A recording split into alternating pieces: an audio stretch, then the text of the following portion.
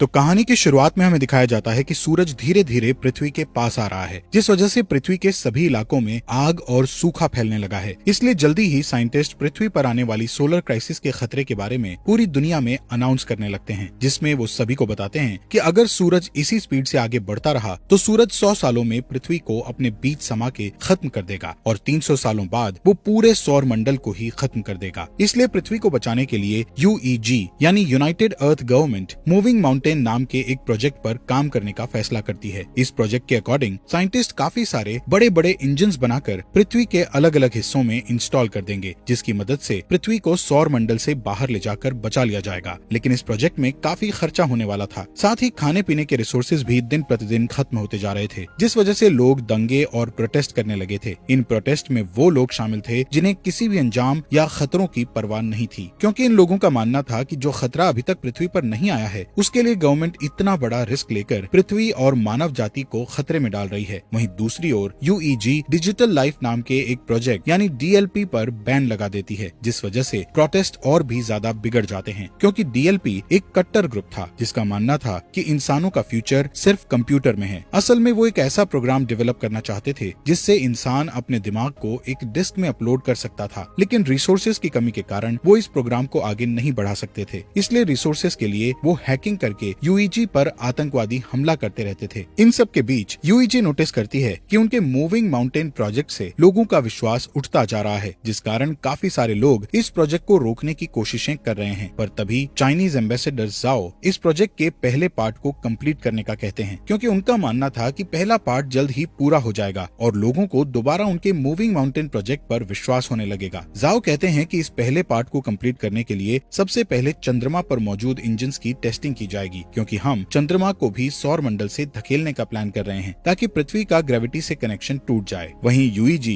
इस टास्क को कंप्लीट करने के लिए कई लोगों को एस्ट्रोनॉट्स के रूप में ट्रेन करने वाली थी, इसलिए वो कुछ सोल्जर्स को बेस पर इकट्ठा करती है, जहां हम लियू नाम के एक पायलट को देखते हैं। तभी लियू देखता है कि बेस प्रोटेस्टर्स से घिरा हुआ है और गार्ड्स उन्हें रोकने की कोशिश कर रहे हैं। उसी वक्त एक प्रोटेस्टर बेस के अंदर घुस आता है, पर हैन नाम की लड़की उस आदमी को मारकर नीचे गिरा देती है। ये देखकर लियू हैन से काफी इम्प्रेस होता है और उसके साथ जिंदगी गुजारने के सपने देखने लगता है। इसके बाद सभी ट्रेनीज को एक एलिवेटर में बैठकर अंतरिक्ष में भेज दिया जाता है, क्योंकि उनका पहला टेस्ट अंतरिक्ष में होने वाला था। ये अभी तक का सबसे ऊंचा एलिवेटर था। इस एलिवेटर के ऊपर जाने की स्पीड इतनी तेज थी कि कुछ ट्रेनीज बेहोश हो जाते हैं, जिस कारण वो उस स्टेशन को भी नहीं देख पाते जो कि मूविंग माउंटेन प्रोजेक्ट के लिए बनाया जा रहा था। यहाँ सभी ट्रेनीज को फाइटिंग स्किल्स सिखाते हुए फायर आर्म्स का यूज करना सिखाया जाता है। इसके अलावा उन्हें बार बार एलिवेटर से ट्रेवल करवाया जाता है ताकि उन्हें फ्यूचर में एलिवेटर से ट्रेवल करने में किसी भी तरह की परेशानी का सामना ना करना पड़े। साथ ही सभी का मेडिकल टेस्ट करके उन्हें डेली एक्सरसाइज करवाई जाती है। इस ट्रेनिंग के दौरान लियू और हैन एक दूसरे को पसंद करने लगते हैं और उन्हें प्यार हो जाता है। फिर एक दिन लियू गार्ड को सिगरेट की घूस देता है और बेस के अंदर एक गुलदस्ता ले आता है, जिसे वो हैन को देते हुए उसे प्रपोज कर देता है। इसी सुबह एस्ट्रोनॉट्स का एक नया बैच वहाँ आता है और एलिवेटर में शामिल हो जाता है। तभी अचानक से बेस में मौजूद ड्रोन्स बाहर आने लगते हैं, जिससे इंजीनियर्स को पता चलता है कि उनका सिस्टम हैक हो गया है। इसी दौरान एलिवेटर अपने शेड्यूल से पहले ऊपर जाने लगते हैं। दूसरी ओर एलिवेटर में शामिल हुए नए एस्ट्रोनॉट्स अपने कपड़े बदलने लगते हैं। तब लियू और हैन नोटिस करते हैं कि नए एस्ट्रोनॉट्स ट्रेनीज के नाम की यूनिफॉर्म पहन रहे हैं, जिससे वो समझ जाते हैं कि वो लोग कोई एस्ट्रोनॉट्स नहीं बल्कि आतंकवादी हैं। यहाँ बेस में सभी ड्रोन्स अटैक करके आग लगाने लगते हैं, जिन्हें रोकने के लिए पायलट उन पर अटैक करते हैं, लेकिन ड्रोन्स पर निशाना नहीं बना सकते थे, क्योंकि साइंटिस्ट ने सिस्टम को इस तरह बनाया था कि वो अपने ड्रोन्स पर अटैक ना कर सके। वहीं ड्रोन्स हैक हो चुके थे, इसलिए वो सिस्टम पर अटैक कर रहे थे। इस तरह अटैक करते हुए ड्रोन्स एक एलिवेटर को नीचे गिरा देते हैं। दूसरी तरफ एलिवेटर में आतंकवादी सभी ट्रेनीज से उनकी ID चुराते हैं और सभी गेट्स को बंद करके ट्रेनीज की कुर्सियों को लॉक कर देते हैं। यहाँ जो भी उन लोगों को रोकने की कोशिश करता है उन्हें बुरी तरह पीटा जाता है। इस एलिवेटर के दूसरे रूम में लियू होता है, जो कि अपनी कुर्सी छोड़ देता है और अपने चश्मे का यूज करके गेट की लॉक स्क्रीन को धूप से जलाकर गेट ओपन कर लेता है। इस गेट की दूसरी साइड जाकर लियू देखता है कि उसका एक साथी बुरी तरह घायल है, क्योंकि आतंकवादियों ने उसे बुरी तरह पीटा था। इसलिए लियू उन आतंकवादियों के पीछे जाता है और उनसे लड़ने लगता है। इस फाइट में एक आतंकवादी ऊंचाई से गिरकर मर जाता है, जिसके बाद लियू एक फायर एक्सटिंग्विशर को लेकर दूसरे आदमी का पीछा करता है। इस बीच वो आतंकवादी चोरी की गई ID से एलिवेटर को स्टेशन तक पहुंचा देता है। ठीक उसी समय ड्रोन उन पर एक मिसाइल से अटैक करते हैं। इस दौरान बेस में साइंटिस्ट 550C नाम के इंटेलिजेंट क्वांटम क्वांटम कंप्यूटर की मदद से सिस्टम को हैकर से सेव कर लेते हैं, जिसके तुरंत बाद ड्रोन्स जमीन पर गिरकर ब्लास्ट हो जाते हैं और फिर साइंटिस्ट द्वारा एलिवेटर को वापस नीचे खींच लिया जाता है। यहाँ ल्यू अभी भी उस आतंकवादी से लड़ रहा था। तभी हैन एक मैकेनिकल हाथ की मदद से विंडो को तोड़ती है और ल्यू के पास आकर उस आतंकवादी को मारने में उसकी मदद करती है। इसके बाद हैन गुस्से में ल्यू से दोबारा फ्लावर्स मांगती है, क्योंकि इस फाइट के दौरान उसके सभी फ्लावर्स टूट चुके थे। तभी अचानक से उसका स्टेशन बेस पर गिरने लगता है, क्योंकि उस आतंकवादी ने मरने से पहले डेटोनेटर दबा दिया था। ये स्टेशन बेस पर गिरकर क्रैश हो जाता है, जिससे बेस पर मौजूद बिल्डिंग्स ब्लास्ट हो जाती है और एलिवेटर भी अचानक से जमीन पर गिर जाता है, जिससे सभी ट्रेनीज भी इस एक्सीडेंट के शिकार बन जाते हैं। हालांकि ल्यू और हैन सही सलामत होते हैं। इसी दिन न्यूज पर बताया जाता है कि इस ब्लास्ट में लगभग 3000 लोगों की जान जा चुकी है और 5 से भी ज्यादा लोग घायल हुए हैं। यूईजी के बनाए स्टेशन के क्रैश होने के कारण कई लोगों की जानें गई थी, इसलिए लोग और भी प्रोटेस्ट करने लगते हैं। इस प्रोटेस्ट में आतंकवादी हमले और दंगे भी होते हैं। सभी प्रोटेस्टर गवर्नमेंट से डीएलपी को वापस लेने की मांग कर रहे थे। यहाँ जाओ अपनी असिस्टेंट से उस स्पीच को पढ़ने के लिए कहता है जिसे उसने यूईजी के प्रोजेक्ट में विश्वास रखने के लिए लिखा था। इसी दौरान जाओ अमेरिकन एम्बेसडर के साथ बातचीत करता है और उनसे प्रोजेक्ट पर काम करने के लिए एक और मौका मांगता है। कुछ हफ्ते बाद क्रायो स्लीपिंग पॉड्स में लोगों को रखकर चंद्रमा पर भेजा जाता है, ताकि वो चंद्रमा पर जाकर इंजन्स पर काम जारी रख सकें। इस बीच हैंग्यू नाम का कंप्यूटर इंजीनियर क्रायो स्लीप से उठता है, जो कि 550A नाम के एआई और उसकी बेटी याया की एक रिकॉर्डिंग को चेक करता है। दरअसल 550A की मदद से ही याया हैंग्यू से बात करती थी। यहाँ पता चलता है कि हैंग्यू पहले डीएलपी के लिए काम करता था, लेकिन 550C तक पहुँचने के लिए वो चंद्रमा पर काम करने आया है। असल में 500C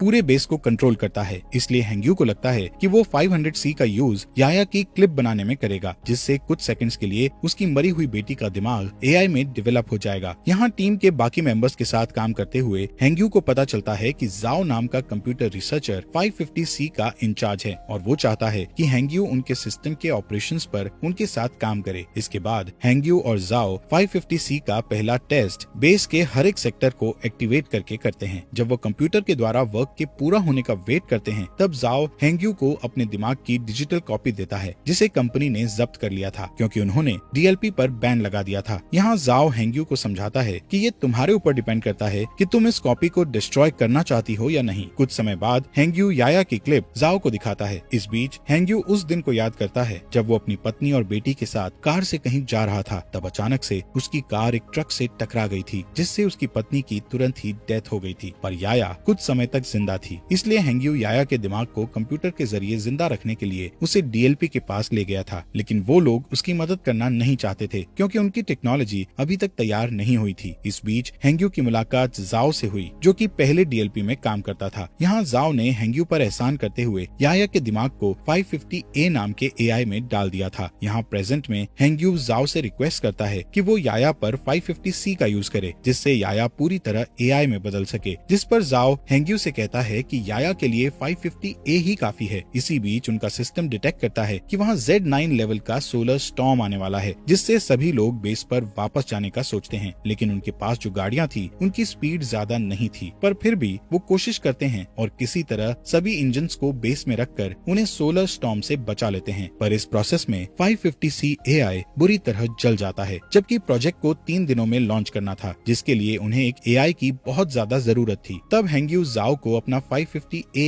एआई देने को कहता है, लेकिन इसके बदले वो फ्यूचर में 550 मॉडल्स डेवलप करने वाली टीम में खुद को शामिल करने का कहता है, जिस पर जाओ मान जाता है और हैंग्यू एआई से याया के दिमाग के डिस्क निकाल लेता है। 3 दिन के बाद टीम इंजन्स का टेस्ट करती है। तब चंद्रमा कुछ सेकंड्स के लिए अपनी जगह से थोड़ा सा शिफ्ट हो जाता है, जिसे देखकर टीम बहुत खुश हो जाती है, क्योंकि इससे साबित हो जाएगा कि 20 साल में वो पूरी तरह से चंद्रमा को पृथ्वी से दूर कर देंगे। इसके अलावा टीम की इस सफलता से पूरी दुनिया के लोगों को मूविंग माउंटेन प्रोजेक्ट पर विश्वास हो जाता है। कुछ महीने बाद वो पृथ्वी पर इंजन का टेस्ट करते हैं, जिससे सभी स्क्रीन ब्लैक हो जाती हैं और लोगों को लगता है कि उनका टेस्ट फेल हो गया है, लेकिन अचानक उन्हें फील होता है कि जमीन हिल रही है। वहीं दूसरी ओर बेस पर मौजूद एस्ट्रोनॉट्स को आसमान में एक लाइट जलती हुई दिखती है। इससे यूईजी के साइंटिस्ट प्रूव करते हैं कि पृथ्वी अपनी जगह से थोड़ी दूर पर शिफ्ट हुई है। ये जानकर पूरी दुनिया जश्न मनाने लगती है। इसी तरह कई साल बीत जाते हैं और यूईजी बहुत ही शक्तिशाली इंजन्स को बनाता है, जो कि पृथ्वी और चंद्रमा को धक्का देकर मूव करके सौर मंडल से दूर कर देगा। साथ ही इस प्रोजेक्ट का नाम अब द वेंडरिंग अर्थ रखा जाता है और 550C द्वारा कई बिल्डिंग्स को बनाया जाता है। जाता है, जिसके बाद यूईजी हर साल एक नया टेस्ट करती है जिससे उनकी थ्योरी सही साबित होती है। इस तरह लोग यूईजी के प्रोजेक्ट को पूरी तरह एक्सेप्ट कर लेते हैं, जिस कारण डीएलपी पूरी तरह से गायब हो जाता है। इसके अलावा लोगों में ये भी चर्चा होती है कि गवर्नमेंट ने जो अंडरग्राउंड सिटीज बनाई है उनके अंदर जाने के लिए लोगों को पास खरीदने होंगे। यहाँ पता चलता है कि हर साल पृथ्वी का रोटेशन धीमा हो रहा था, जिससे एक दिन में 24 घंटे की जगह 60 घंटे का सिस्टम हो गया है और ग्लोबल इंटरनेट भी अब बंद हो चुका था। साथ ही पृथ्वी पर अब बाढ़ और सोलर रेडिएशन जैसी समस्याएं लगी थी, जिससे कैंसर की बीमारी बढ़ने लगती है। इधर ल्यू और हैन शादी कर लेते हैं और उनका एक बेबी बॉय होता है। वो दोनों परेशान होते हैं क्योंकि उन्हें उनके बेटे के लिए अंडरग्राउंड सिटीज का पास नहीं मिला था। इसी बीच हैन को कैंसर हो जाता है, जिससे वो दोनों और भी परेशान हो जाते हैं। यहाँ हैंग्यू नए 500 डेवलपमेंट की हेल्प से याया के लिए एआई बनाता है, जिसे वो 550W का नाम देता है। यहाँ हमें बताया जाता है कि स्टेशन को गिरे हुए 14 साल बीत चुके हैं और अब ल्यू मेजर की पोस्ट पर आ चुका है। एक दिन ल्यू को अंतरिक्ष में भेजने के लिए उसका इंटरव्यू लिया जाता है। यहाँ 550W उसका इंटरव्यू लेता है और बताता है कि ल्यू के स्किल्स इम्प्रेसिव हैं। इसके अलावा 550W ल्यू की फैमिली में हो रही परेशानियों के बारे में भी बताता है और कहता है कि ल्यू को पृथ्वी पर रहकर अपनी फैमिली की देखभाल करनी चाहिए, जिस पर ल्यू कहता है कि मुझे अपनी फैमिली को पीछे छोड़ने का दुख है, लेकिन मुझे अपने बेटे को अंडरग्राउंड सिटी में भेजने के लिए बेस पर आकर काम करना पड़ेगा। यहाँ मिरर के दूसरी साइड प्रोजेक्ट के इंचार्ज साइंटिस्ट इस इंटरव्यू को सुन रहे थे, जिसमें हैंग्यू ल्यू की बातें सुनकर अपनी बेटी की याद करने लगता है। इसके बाद 550W बताता है कि हैन की जल्दी ही डेथ होने वाली है, जिस कारण ल्यू पूरी तरह से टूट जाएगा और स्ट्रेस टेस्ट में फेल हो जाएगा। इंटरव्यू के बाद ल्यू हैन के साथ टाइम स्पेंड करने के लिए हॉस्पिटल जाता है, जहाँ हैन कहती है मैं आखिरी बार अपने होम टाउन को देखना चाहती हूँ, पर मौसम की समस्याओं के कारण उसे होम टाउन में ले जाना बहुत मुश्किल था। इधर हैंग्यू ल्यू की बातों से इतना इमोशनल हो गया था कि वो चोरी से बेस में घुसकर याया के दिमाग को 550W से जोड़ देता है और उसे सिस्टम में देखने लगता है, जिससे वो इमोशनल होकर रोने लगता है। तभी जाओ गार्ड्स के साथ वहाँ आ जाता है और हैंग्यू को समझाने लगता है कि उसे याया की डेथ को एक्सेप्ट करना होगा, जिस पर हैंग्यू मना कर देता है और याया को पूरी तरह से 550W में अपलोड कर देता है, जिससे चंद्रमा के सिस्टम में तुरंत प्रॉब्लम आना शुरू हो जाती है और सभी इंजन्स फेल होने लगते हैं। इसके बाद गार्ड्स हैंग्यू को पकड़ लेते हैं और अपने साथ ले जाते हैं। इधर जाओ याया की डिस्क को निकालकर 550W एआई को बंद कर देता है। इस बीच ल्यू अपने पुराने दोस्तों के जरिए एक जेट उधार लेता है और हैन को उसके होम टाउन ले जाता है। कुछ ही समय में वो शंघाई सिटी में लैंड करते हैं, जो कि अब बर्फ से जमी हुई बंजर जमीन बन चुकी थी। दोनों सितारों को देखते हुए बातें करते हैं, जहाँ हैन ल्यू से कहती है कि मैं समय आने पर शान से मरना चाहती हूँ। यहाँ यूईजी के लोग हैंग्यू के द्वारा की गई सिस्टम प्रॉब्लम्स के बारे में बात करते हैं और नोटिस करते हैं कि ये उस हैकिंग की तरह ही है जो कुछ सालों पहले ड्रोन और एलिवेटर के साथ की गई थी। इसलिए सभी 550W के सिस्टम को हैक करके सही करने का सोचते हैं, लेकिन वो हर बार ब्लॉक हो जाते हैं। तभी अचानक चंद्रमा के इंजन ब्लास्ट हो जाते हैं, जिससे चंद्रमा पृथ्वी की ओर आने लगता है। दूसरी तरफ जाओ समुद्र के पास खड़ा होता है और सभी देशों के लीडर्स को एक इमरजेंसी अलर्ट सेंड करता है, क्योंकि सुनामी धीरे धीरे बढ़ रही थी जो जल्द ही जमीन से टकरा जाती है। इस इमरजेंसी के कारण ल्यू को भी वापस ड्यूटी पर बुलाया जाता है। वहीं लीडर्स पहले से ही अंडरग्राउंड सिटी को खोलना शुरू कर देते हैं ताकि वो सुनामी से लोगों की जान बचा सकें। यहाँ ल्यू के मिशन पर जाने से पहले ही हैन की डेथ हो जाती है, इसलिए उनके बेटे को हैन के पिता अंडरग्राउंड सिटी में मिल जाते हैं। इस बीच जाओ यूईजी से सपोर्ट मांगते हुए कहता है कि उन्हें पृथ्वी के सभी परमाणु हथियारों का यूज करके चंद्रमा पर अटैक करना होगा, ताकि वो चंद्रमा को पृथ्वी से टकराने से रोक सकें, जिस पर सभी देश अपने अपने हथियार सौंपने के लिए मान जाते हैं। इस बीच जाओ हैंग्यू से मिलने के लिए जेल में जाता है और उसे बताता है कि वो पृथ्वी के इंजन्स को जल्द से जल्द एक्टिव करना चाहते हैं, लेकिन इसके लिए उन्हें ग्लोबल इंटरनेट को फिर से एक्टिव करना पड़ेगा। साथ ही जाओ बताता है कि इंटरनेट का एक सर्वर पानी में डूब गया है, जिसकी केयर करने के लिए उन्हें हैंग्यू की जरूरत है, लेकिन हैंग्यू जाओ की बात नहीं मानता है। तब जाओ उसे याया के दिमाग की डिस्क दिखाकर उसे ब्लैकमेल करता है, जिससे हैंग्यू को उसकी बात माननी पड़ती है। इसके बाद हम देखते हैं कि परमाणु को ट्रांसपोर्ट करने के लिए ल्यू के साथ साथ कई पायलट को चुना जाता है। वहीं पृथ्वी पर मिसिंग इंटरनेट सर्विस की देखभाल के लिए 3 टीम्स को बीजिंग, टोक्यो